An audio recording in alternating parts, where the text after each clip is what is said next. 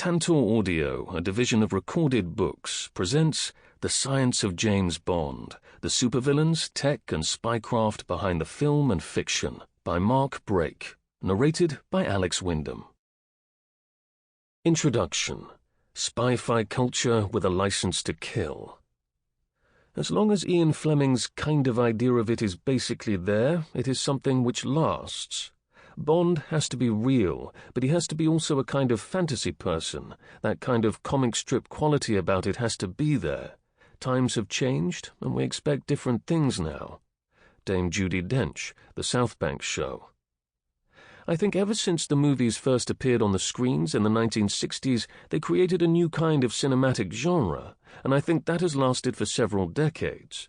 Often you'll pick up the newspaper and they'll refer to a villain as being someone who's Bondian, or some extraordinary piece of architecture that looks like it could be on a Bond set. Barbara Broccoli, The South Bank Show. Sitting in the movies as a kid, what a thrill it was to hear that incredible James Bond theme played live. The three distinct motifs echoed around the cavernous old movie theater. The surf rock guitar intro, followed by the rolling strings that peak and fall, and finally the raunchy seven-note riff in blaring brass, which now feels like the very definition of a traditional action movie soundtrack. Such a musical trifecta would become the de facto daddy of the Bond franchise's sonic style. Then the opening sequence. A mysterious set of circles shift across a dark screen until they're resolved into the view down a rifle barrel. Our point of view is that of a would-be assassin, as we see Bond walking in profile. But we're far too slow for Bond, who dramatically turns face on and fires, as our cinematic vision blurs due to a descending curtain of blood. To my young, impressionable eyes, it was like a bad dream or some obscure animation from Eastern Europe. Next, it was time for the title sequence.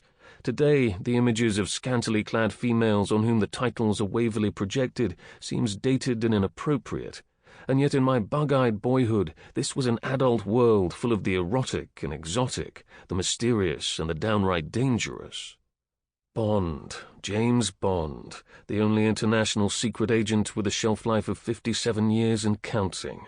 Spy fiction had grown as a genre of literature in the early 20th century. Espionage had been key to the context and plot.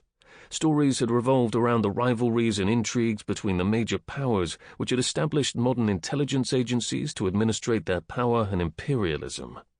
Then, before and after World War II, spy fiction was given new impetus by the conflicting ideologies of fascism and communism.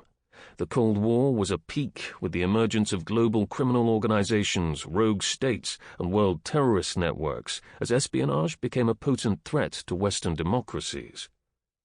James Bond was something different. Bond author and naval intelligence officer Ian Fleming had once dismissed his own creation as bang, bang, bang, kiss, kiss. And yet Bond is far more than that. What sets Bond apart from the rest of spy fiction? The supervillains and locations, the gadgets and the girls, the cars and casinos, the martini, shaken not stirred?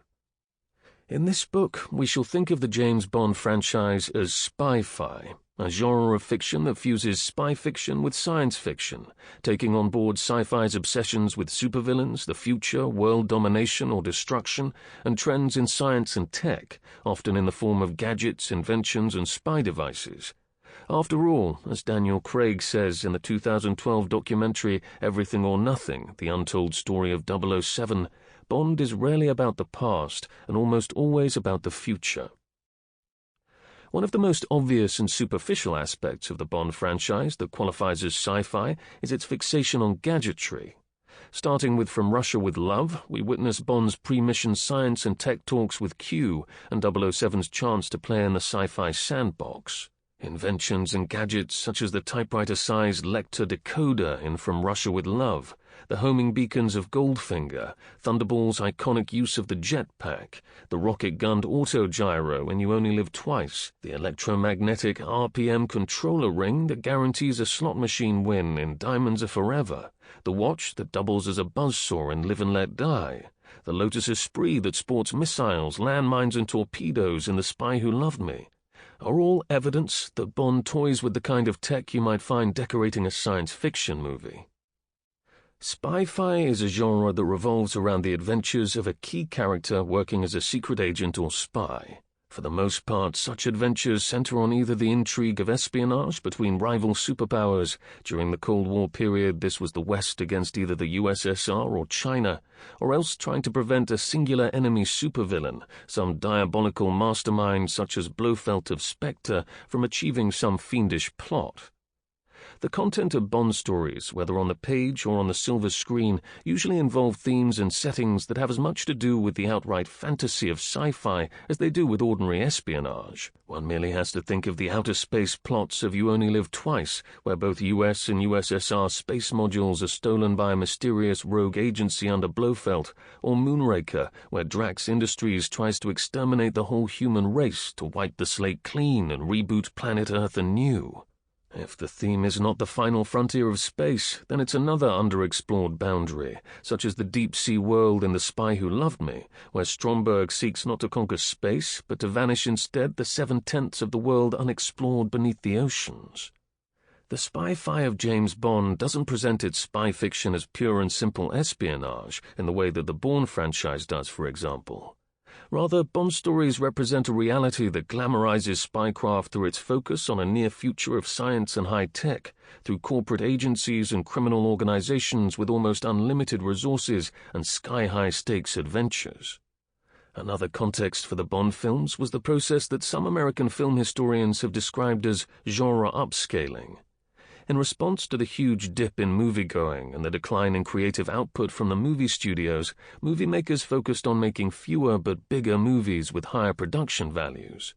Genre was perfect for the job, so genre movies were at the cutting edge of Hollywood's newfound fetish with blockbusters in the 1950s and 60s. Consequently, genres that had previously been thought of as low budget, such as thrillers and sci-fi, now benefited from lavishing A-feature production values on B-movie topics.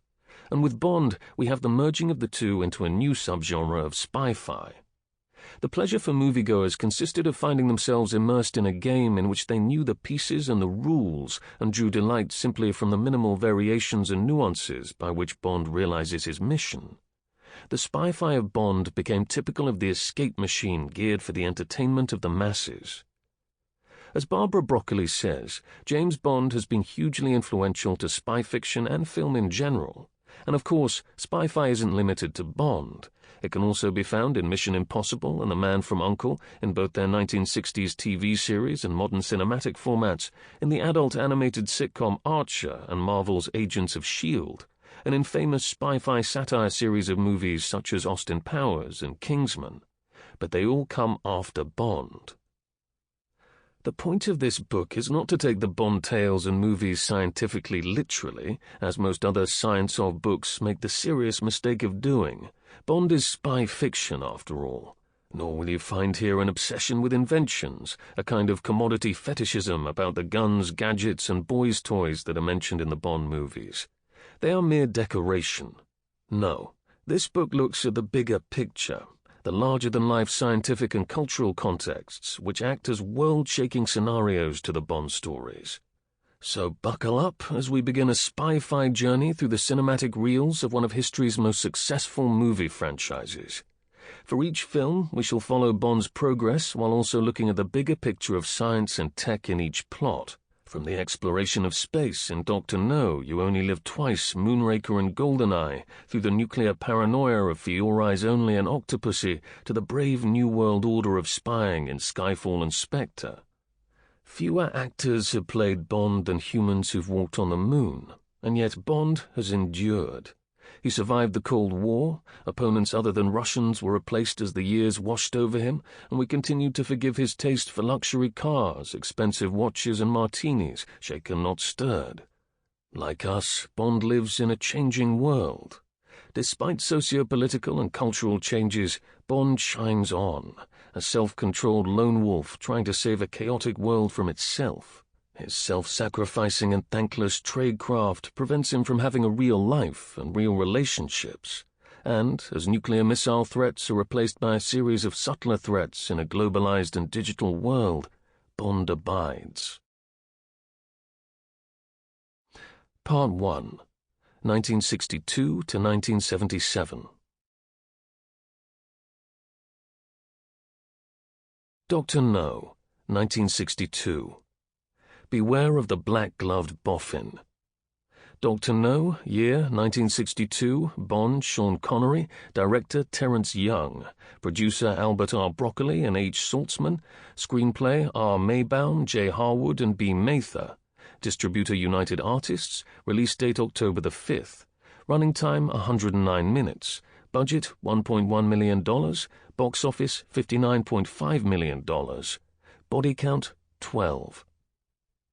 All the greatest men are maniacs. They are possessed by a mania which drives them forward toward their goal. The great scientists, the artists, the philosophers, the religious leaders, all maniacs. What else but a blind singleness of purpose could have given focus to their genius, would have kept them in the groove of their purpose? Mania, my dear Mr. Bond, is as priceless as genius. Dissipation of energy, fragmentation of vision, loss of momentum, the lack of follow-through, these are the vices of the herd. Ian Fleming, Dr. No. Cuban Missile Crisis. As the movie version of Dr. No was released on October the 5th, 1962, the Cold War had reached its peak. A mere 11 days after the first Bond movie hit our screens, the Cuban Missile Crisis struck. Also known as the October Crisis of 1962, the missile scare between October the 16th and the 28th was a 13-day toe-to-toe standoff between two superpowers, the United States and the Soviet Union. The crisis began with American ballistic missile deployment in Italy and Turkey. Consequent Soviet missile deployment in Cuba led to a confrontation often considered the closest the Cold War world came to escalating into a full-scale nuclear war. The theme of this first Bond movie wasn't missiles, but rockets, the rather novel idea of stealing or toppling them. In Dr. Julius No, the world had its first Bond movie villain, for Dr. No had an island, as many devilish Bond movie scientists did later, along with his nuclear facility capable of producing an energy beam to topple unsuspecting American rockets on the launch pad. Conveniently for the contemporaneous cultural impact of Dr. No, the Cuban Missile Crisis also featured nail-biting intrigue about missile silos and secret bases. Dr. No was made on a low budget of just over $1 million. Nonetheless, the movie turned out to be a financial success in the heightened Cold War climate. Over the years, the film has come to look rather dated, and indeed garnered mixed critical reactions upon release. The producers of the Bond movies started off with Ian Fleming's sixth novel for good reason. By the time of Dr. No, Fleming's stories had become increasingly elaborate and the villains flamboyantly megalomaniacal, perfect for spy-fi. Sex, snobbery, and sadism. Spy-fi's subgenre cousin sci-fi had always suffered from a form of literary snobbery. For example, American science fiction writer Kurt Vonnegut had never been happy with the label science fiction writer, as he was well aware that so-called serious literary critics used the genre as a urinal, as he rather bluntly put it. So very few of Vonnegut's novels could be classified as straight sci-fi, though his fiction was always highly speculative. The same critical snobbery was shown to the spy-fi nature of Dr. No on its release in 1962. For example, on a weekly arts program broadcast on the BBC's Home Service, now BBC Radio 4, which attracted an audience of several million, that week's program chair was a tweedy middle-aged critic by the name of Walter Allen. At one point in the program, the playwright John Bowen, the youngest of the 6 program participants, told the other panelists they were being rather patronizing about Dr. No. After the slightest of pauses, Allen replied with a sigh, "Well, if you can't patronize Ian Fleming, who can you patronize?" The British journalist Paul Johnson had started it all with his famous 1958 New Statesman review of Fleming's novel Dr. No, entitled Sex, Snobbery and Sadism. Johnson wrote that the key ingredients of the novel were the sadism of a schoolboy bully, the mechanical two-dimensional sex longings of a frustrated adolescent, and the crude snob cravings of a suburban adult. The review had soon got Johnson into trouble when he found himself sitting at dinner next to Annie Fleming, who was Ian Fleming's wife, and she gave me a tremendous ticking off and rapped me over the knuckles with her spoon. I thought she was well suited to be married to the creator. The Bond franchise. And yet over time, Dr. No has won a reputation among some as one of the Bond movie franchise's best installments. And what a franchise it is. Adjusted for inflation, Bond is the highest-grossing movie franchise of all time and the first saga to reach $10 billion of grossing, for more data see IMDb. 1. James Bond. 2. Star Wars. 3. Marvel Cinematic Universe. 4. Harry Potter. 5. The Lord of the Rings. 6. Batman. 7. Jurassic Park. 8. Spider-Man. 9. Pirates of the Caribbean. 10. X-Men. Not only that, but in 2003, Bond, as portrayed by Connery in Dr. No, was chosen as the third greatest hero in cinema history by the American Film Institute, behind Indiana Jones in Raiders of the Lost Ark and Atticus Finch from To Kill a Mockingbird. To get an alternative perspective on the potency of Bond, the third greatest villain in cinema history to be chosen was Darth Vader in The Empire Strikes Back. And so Dr. No marked the first of a successful series of 24 Bond movies and launched the genre of secret agent films, which thrived in the 1960s. The film also spawned a comic book and a soundtrack album as part of its PR and marketing. Of course, when Dr. No was released, the Bond series was not a franchise. The term wouldn't surface in relation to cinema for decades to come. Nor in those early days was Bond an institution or a belated source of British self-esteem, as some people have tried to suggest. There's little evidence that Dr. No is some kind of shameful, antiquated badge of national pride, of a previously great Britain trying to be seen as punching above its weight on the global stage. The plot and Bond style unfold. Instead, Dr. No is a modest thriller. Bond is portrayed by Sean Connery, a handsome Scot who had, like Bond, spent some time serving in the Royal Navy. Connery's Bond is a rugged but dapper hero with more charm than mind-boggling tech, who does his job without the need of spookish ordnance. In his first starring role, Connery is self-assured without being arrogant, a secret agent at ease in a dinner jacket but not born to the purple. Some of the standard Bond tropes are present in this opening movie. As the film credits roll, they introduce the now familiar Bond theme, with our hero firing his Walther PPK straight down the camera lens, the larger-than-life spy-fi villains with plans of world domination, the Bond girls to be bedded, and the wry comments delivered at the deaths of enemies and villains. And yet, at this early date, the tropes are newly born, less self-aware, and even arguably innocent, barely stamped by the Bond brand as yet, with no patented labels announcing their proprietary status. Incidentally, we can also trace some of the Bond elements to their origin through the words of award-winning Bond set designer Ken Adam. In an interview with The Guardian in 2002, Adam talked about the inspiration behind his spectacular set for Dr. No. When they presented me with the first 100 pages of Dr. No, which was pretty piss-poor, I decided to do it because I knew Cubby Broccoli and Harry Saltzman and Terence Young, the director. We had a limited budget and everybody was in a hurry. It was unbelievably successful, which nobody had expected. There was a set that I designed as an afterthought, which I called the Tarantula Room. I don't want to bandy figures about, but I think it was about £450 that I had left to do this set. I had to design and build it very quickly. It had a circular skylight and was built in a false perspective. There was nothing in it except a chair, the door, and in the foreground a table with a tarantula cage. And so you got this surrealistic, very simple set with an incredible effect. This set maybe was responsible for setting the style of future Bond films. I think that in terms of simple stylization, it was one of the most effective I ever did. The plot of Dr. No begins with the killing of the British MI6 station chief in Jamaica.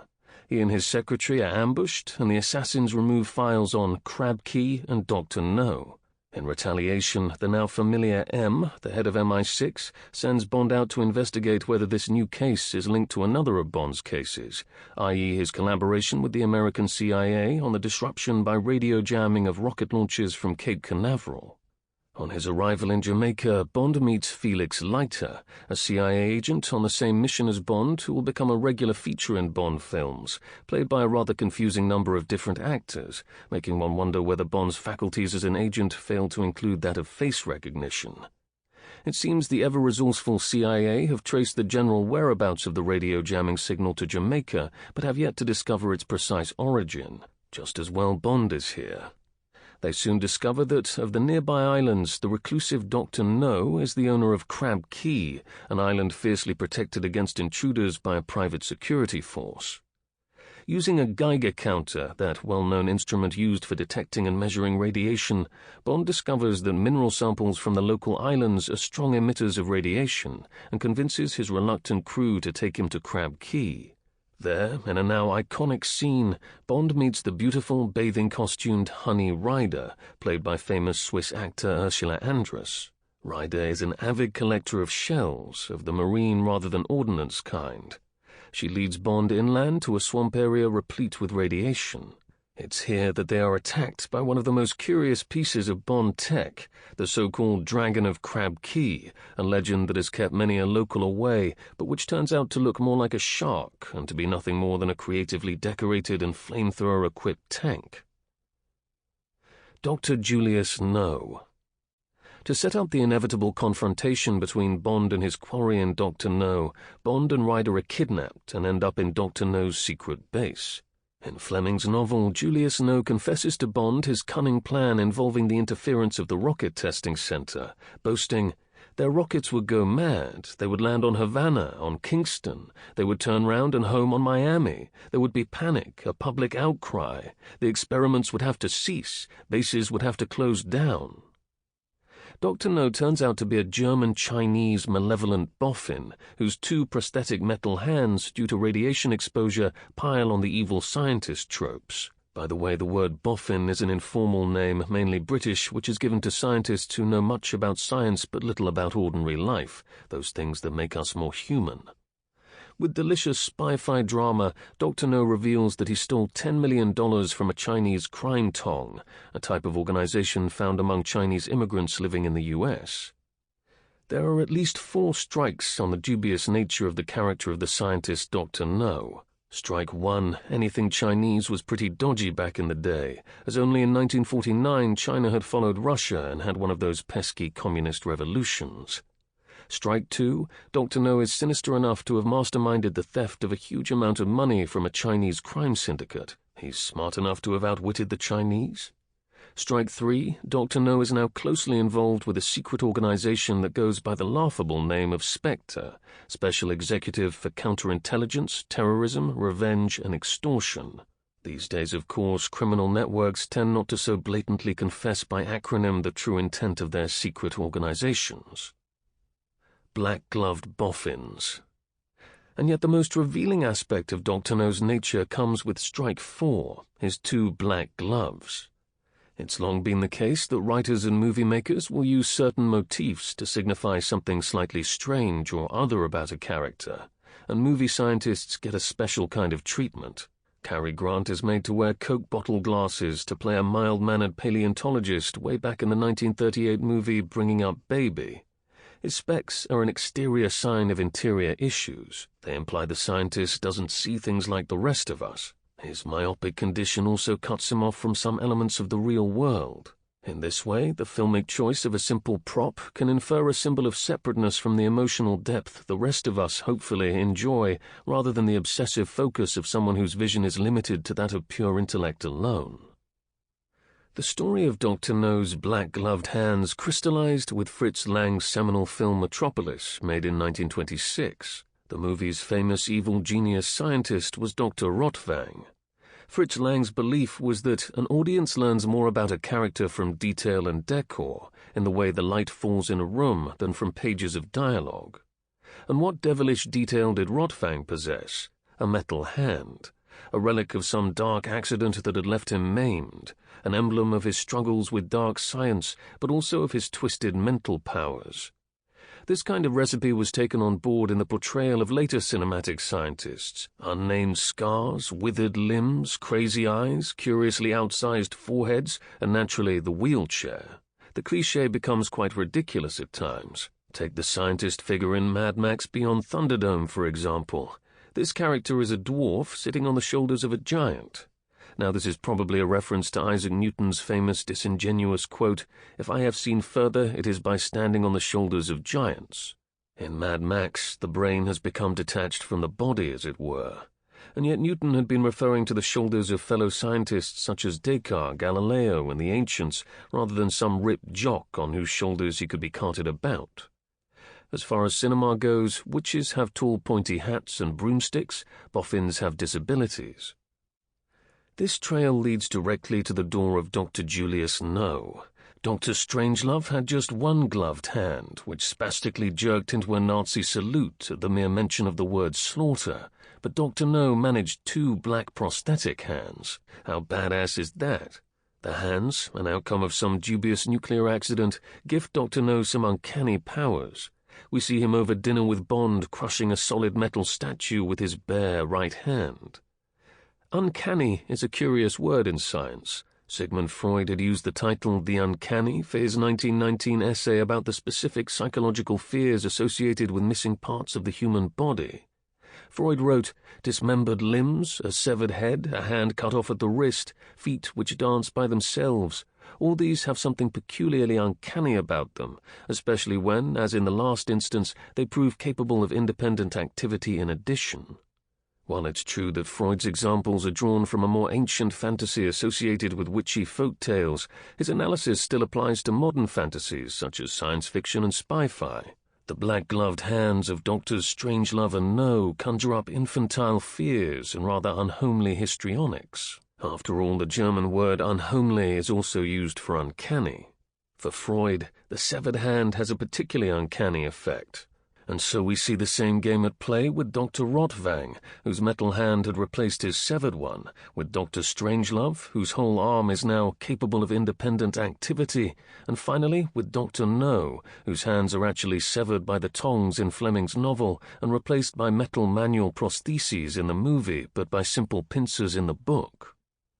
Julius No plans to disrupt the Project Mercury space launch from Cape Canaveral with his radio beam.